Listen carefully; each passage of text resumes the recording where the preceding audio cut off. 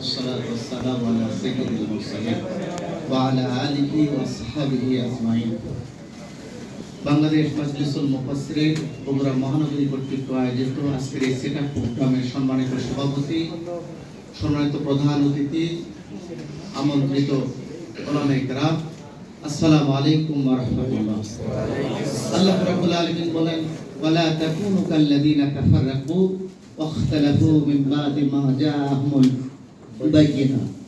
আল্লাহ বলছেন, তোমরা তাদের মতো হয়ে না যারা সুস্পষ্ট বিধানেতে আসার পর বিচ্ছিন্ন হয়ে গেছে।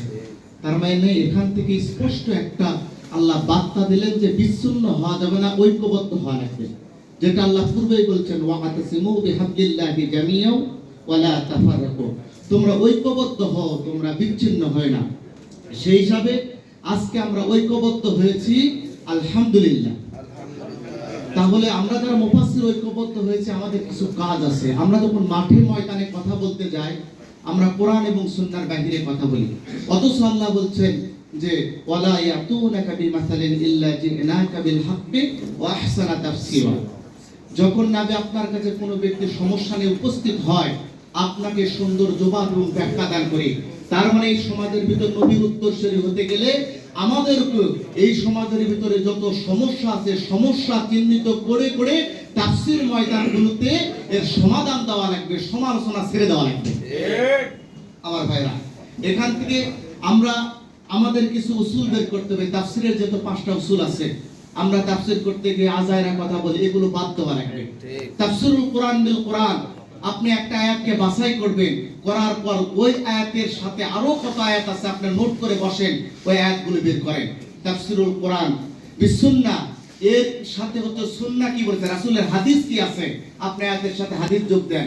এরপরে আসার সাহাবাদের কওল কি আছে, আকওয়ালি আসহাবা যে কথা আছে সেগুলো আপনি অ্যাড করেন।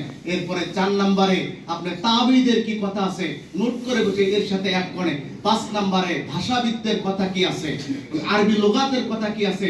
সবচেয়ে সারা পৃথিবীতে আমি যতটুকু কিতাব যতটুকু দেখেছি, আমার কাছে ওই কিতাবগুলোর তাফসীর কারকরা বলতেছে এবং বিভিন্ন মুফাসসিরদের হাওলা নিয়ে এসে আমি দেখেছি যে বলতেছে যে আল্লামা সৈয়দ আবুল আলা মওদুদির যে তাফহিমুল কোরআন, এটা সবচাইতে বেশি এখন গ্রহণযোগ্য। অনেকেই বলতেছে যে হচ্ছে বলো মানে এই তাফহিমুল কোরআন পড়া যাবে না, এটা ভুল আছে। ভুল কোন তাফসীরের কিতাবের ভিতরে? আল্লামা শাওকানির লেখা ফতহুল কাদির। আবার ভুল বুঝবেন না, হাদার একটা কিতাব আছে ফতহুল কাদির, আল্লামা ইবনুল হুমামের লেখা, কিন্তু এটা তাফসীরে কাদির, এটা আল্লামা শাওকানির লেখা। এর ভিতরে ভুল আছে। তাফসীরে জালালাইনের ভিতরে আছে, ইবনে কাসিরের ভিতরে আছে, সব তাফসীরের ভিতরে ভুল আছে। শুধুমাত্র যালিকাল কিতাব লা রাইবা ফি হুদাল লিল মুত্তাকিন, একটাই কিতাব আল্লাহর কোরআনের ভিতরে ভুল নাই, ঠিক কি না? তার মানে আমাদেরকে তাফহিমুল কোরআন থেকে বিরত রাখতে চায় ভাইরা, তাফহিমুল কোরআন থেকে বিরত থাকা যাবে না।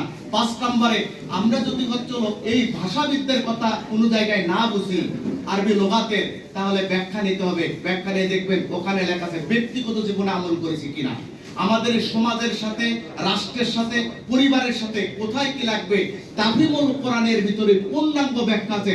সুতরাং আজকের ময়দান থেকে আমাদের চিন্তা করা লাগবে, তাফহিমুল কোরআনটাকে আমাদের ধরা লাগবে। পারবো তো ইনশাআল্লাহ? শেষ কথা একটা বলতে হচ্ছে আমাকে, যে হযরত ওমর ইবনুল খাত্তাবের সময় আমর ইবনুল আস যখন মিশরের গভর্নর ছিলেন, তখন এটা দায়িত্বশীল পর্যায়ের কথা, যে মিশরের গভর্নর ছিল, তার সন্তান একজন দাসকে আঘাত করে।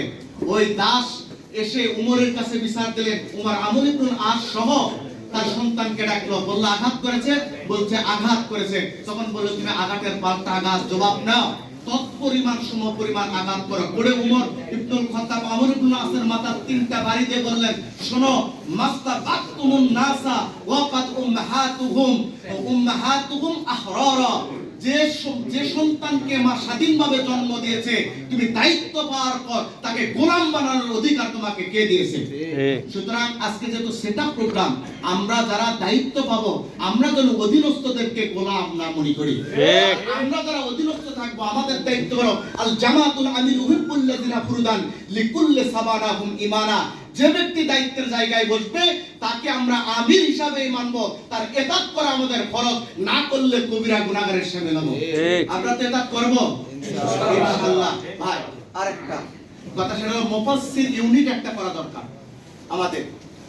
আমাদের মুফাসসির, এই মুফাসসিরদের নিয়ে যেহেতু মহানগরীর দায়িত্বশীল ভাই আছে, আমার সম্মানিত স্যার আব্দুল হালিম বেগ স্যার আছে, আমার দায়িত্বশীল ছাত্র জীবন থেকে আমাকে হাতে করে নিয়ে বেড়াচ্ছে মাওলানা হেদায়েতুল ইসলাম ভাই, তাদের কাছে অনুরোধ, মুফাসসির ইউনিটি মাজলিস থেকে একটা বানানো যায় কিনা, আর মাসিক একটা হালাকা করা যায় কিনা, যেটা হলো ঢাকা উত্তরের